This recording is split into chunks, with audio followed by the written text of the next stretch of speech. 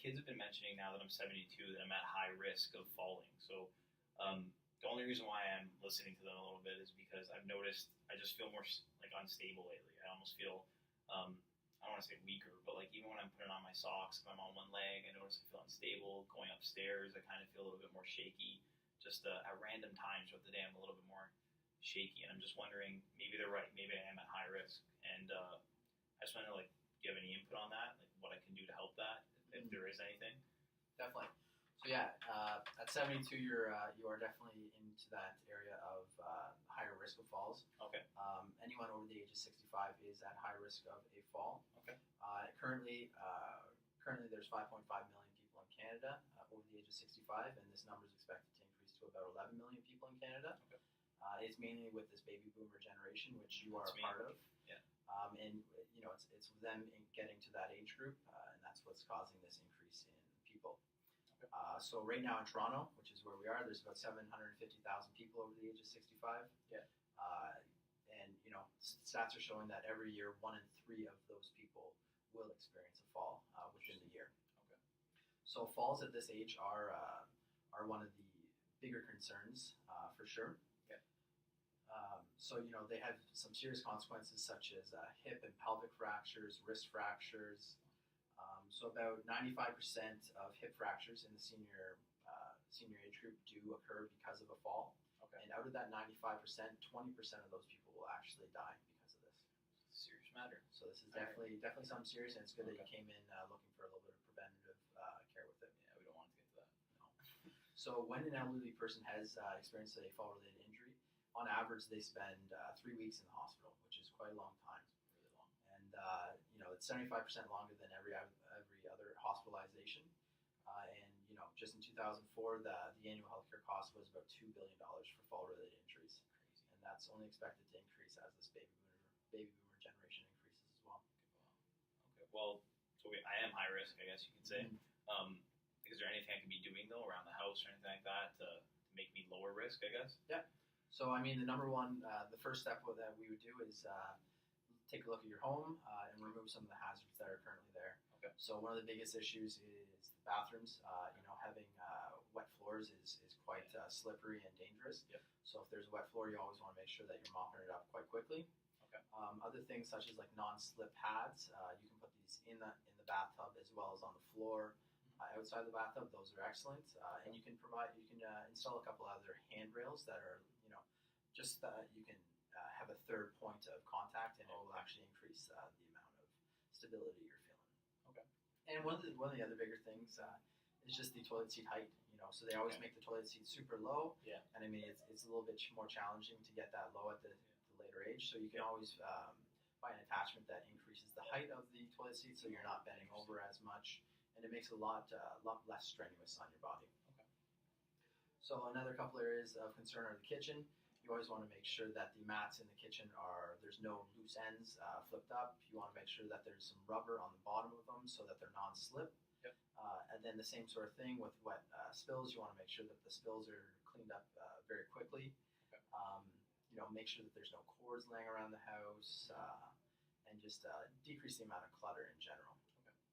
Some of the things that you could consider is the objects that you use most frequently in the kitchen.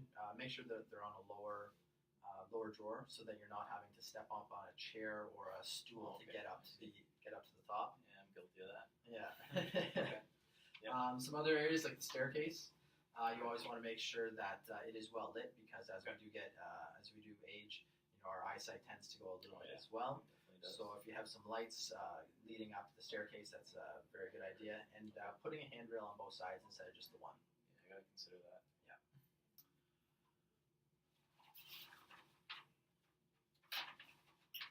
So some of the things with these Canadian winters, you want to make sure that you do have salt outside the house. Definitely. Just make sure that you're constantly salting, because that will decrease the amount of ice and the chances of slipping. Okay.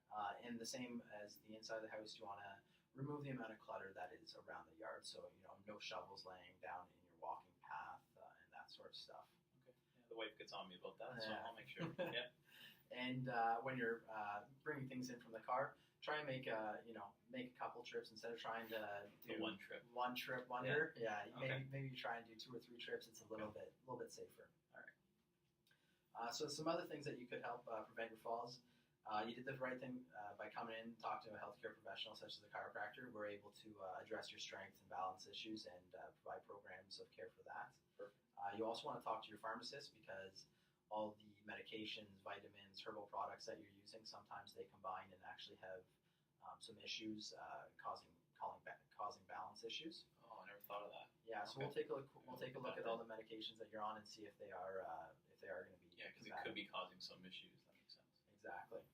You want to be exercising regularly. You want to be eating a well-balanced diet.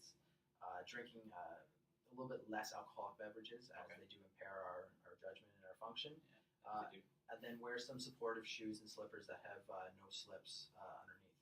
Okay. All right. So, other than like the stuff around the house and these things you're mentioning, you mentioned the medication changing some things, but I feel like I'm weaker generally. So, is it that I'm getting sick as I'm getting older, or is that just naturally how it happens? As you get older, you start to get weaker. I'm just trying to figure out why I feel weaker or a little bit more unstable. Yeah. So I mean, after the age of 50, people's muscle mass does decline. So it's not anything solely specific to you. Yeah. As the population does age, our muscle mass decreases, and we do become a little bit less strong. And our eyesight and our hearing tends to go as well. Okay. So these are just common issues with aging.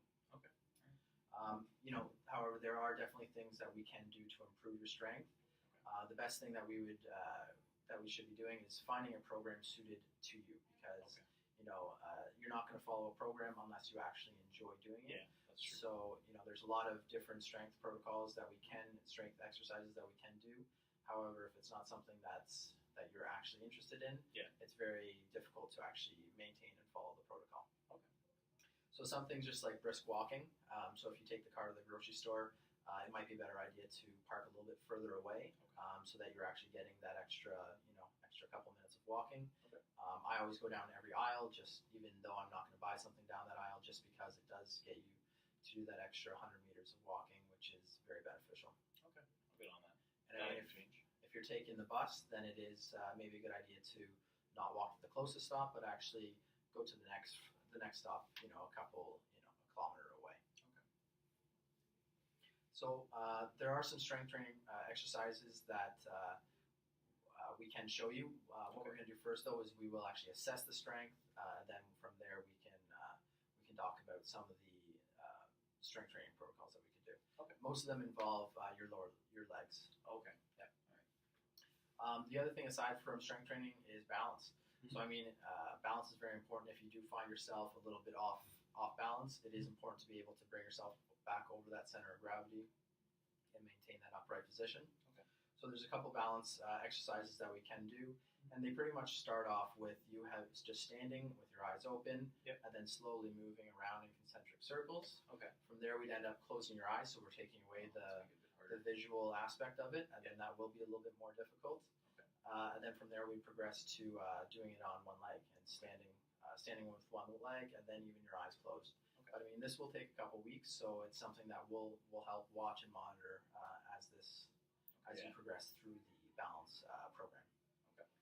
So we're trying to aim for about 20 minutes of exercise 3 times a week, and this is a minimum requirement. So anything more than that is excellent, and we should be looking for that.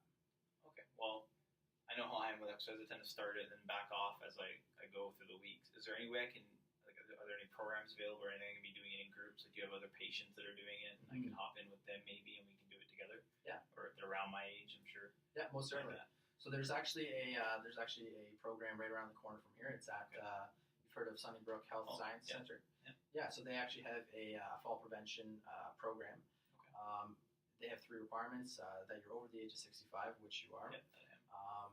That you are high risk of falling, and they need you to be able to walk 25 meters, which I know you're able to do that. Yeah. So this program is a 6-week program, and you show up twice a week, and you're going to be with people aged from 65 all the way to 100 years old, if they're still around, and you'll just be going through a protocol with them.